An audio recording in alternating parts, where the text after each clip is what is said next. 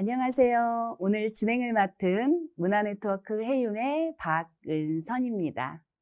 경기도 문화가 있는 날, 용인 예술혼을 깨우다. 용인의 예술가들의 작품을 감상하는 시간으로 여러분과 함께 하려고 합니다. 동양의 흑진주, 코리안 댄서, 반도의 무희, 다양한 수식어가 있는 그녀, 바로 오늘의 주인공 최승희입니다. 최승희는 1990년 이후 월북 예술인들에 대한 재조명이 이루어지기 전까지 월북 예술인이라는 이유로 50년 넘게 역사에 묻힌 인물이 됩니다.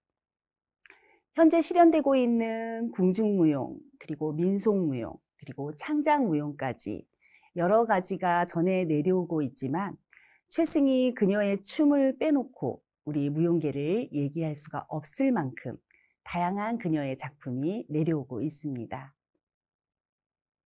그녀가 무용계에 깊이 빠지게 된 계기는 1926년 일본 이시이 바쿠의 경성 공연을 보면서 그의 춤에 매료되어 그를 따라 일본으로 건너가 이시이 바쿠의 수제자가 됩니다. 3년 동안 이시이 바쿠와 다양한 공연과 작품을 사사를 받았고 3년이 지난 후에 최승희는 서울로 돌아와 최승희 무용연구소를 건립하게 됩니다. 최승희 춤이 전통춤에 기반을 두고 전통의 아름다움을 표현하지만 이면에는 세련되고 현대적인 기법이 있는 것은 이시이 바쿠의 영향이 컸기 때문입니다. 이렇게 최승희 무용연구소와 함께 최승희는 다양한 작품과 공연 활동을 하는데 여기서 우리 춤의 뿌리를 두게 된 결정적인 그리고 운명적인 스승을 만나게 됩니다. 바로 한국 춤의 대가 한성준 선생님을 스승으로 모시게 된 것입니다. 최승희는 한성준 선생님을 만남으로 모든 춤의 뿌리를 우리 전통에 두게 되고 전통춤을 다양하게 현대화시키고 무대화시키는 데 성공합니다. 그리고 또 극찬을 받게 되죠. 이렇게 최승희가 한국춤의 뿌리를 두면서 부채춤, 장구춤, 그리고 보살춤, 칼춤, 가면춤, 이루 말할 수 없는 다양한 작품들을 무대에 올리고 있었습니다.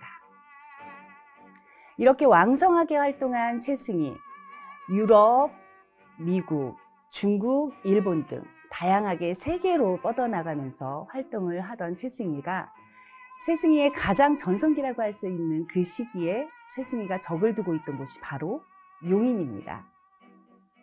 최승희는 안막과 결혼하여 6년 동안 처인구, 원산면, 문촌리에서 살았는데요.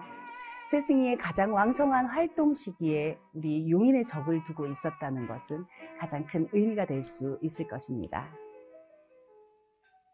이렇게 용인에서 전성기를 맞이했던 그녀를 생각하시면서 오늘 작품 감상하시면 좋을 것 같습니다. 오늘 작품은 무용 4작품 그리고 국악 연주 1작품을 준비되어 있습니다. 첫 번째 감상하실 작품은 부채춤입니다.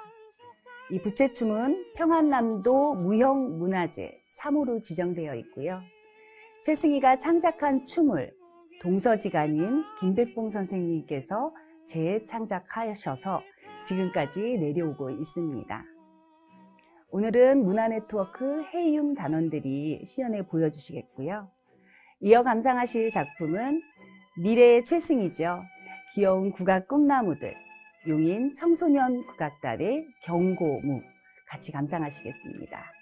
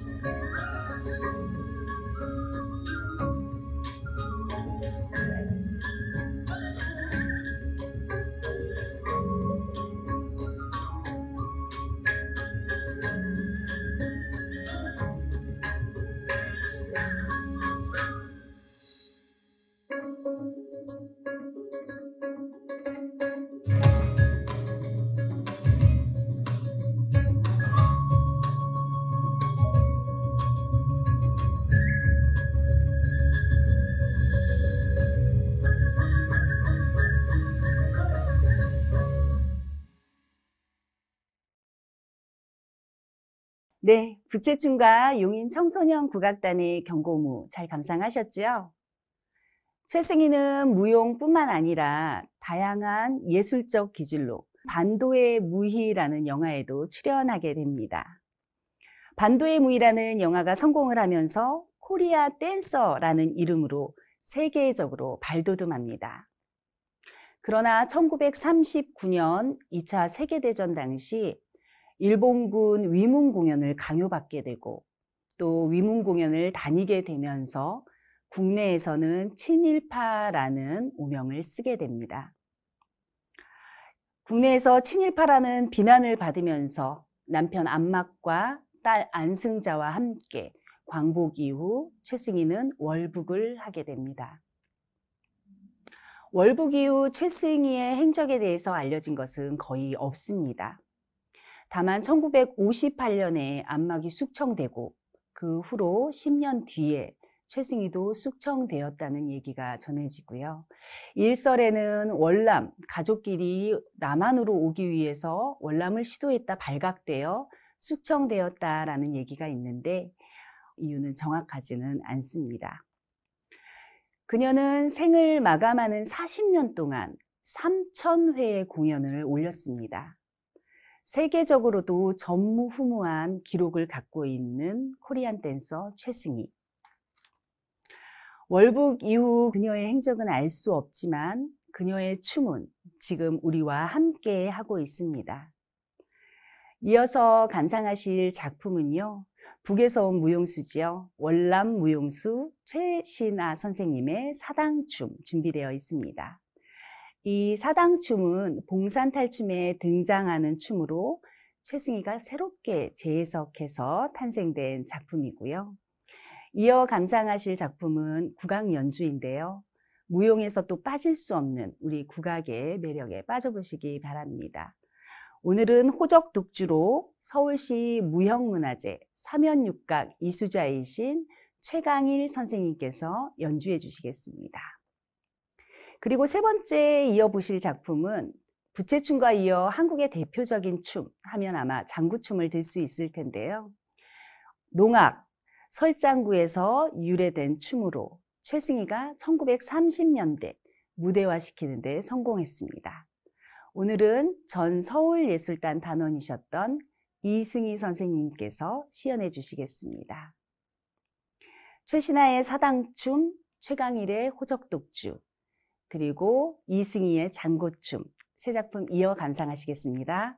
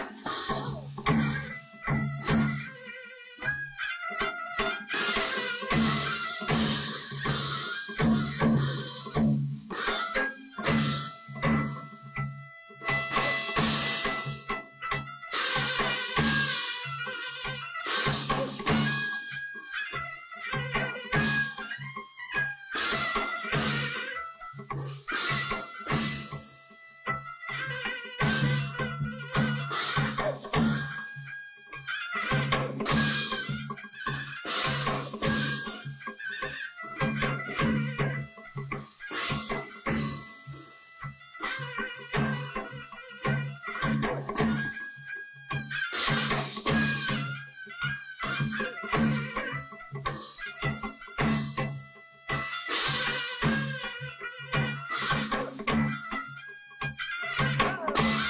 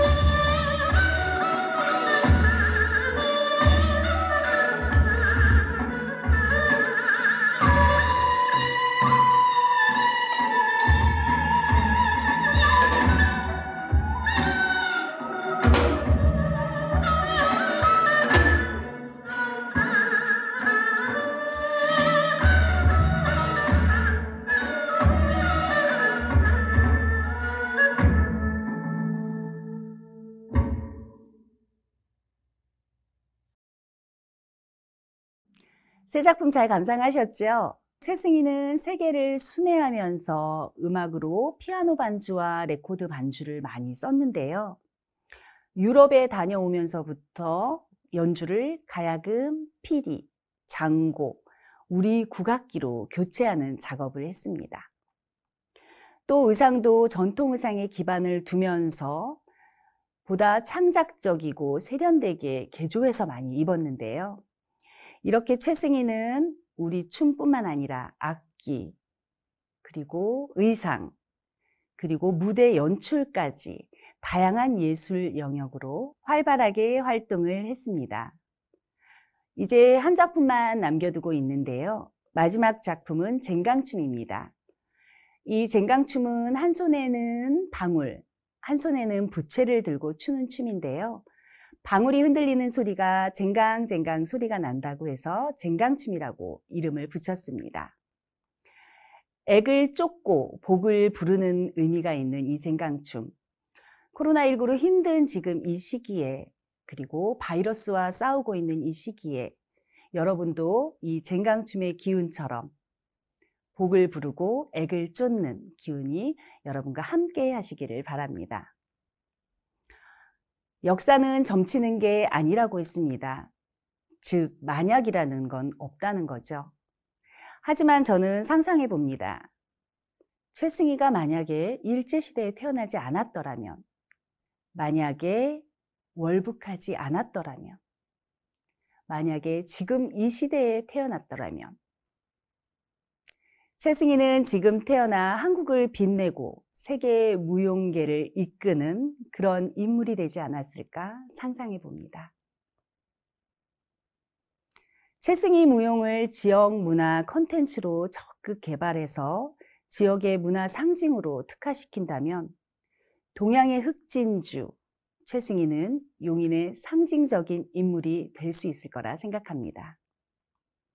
그런 의미에서 오늘 보여드린 반도의 무희, 우리 춤 세계화를 꿈꾸다 라는 것은 용인의 문화 브랜드를 창출할 수 있는 초석이 되리라고 생각합니다.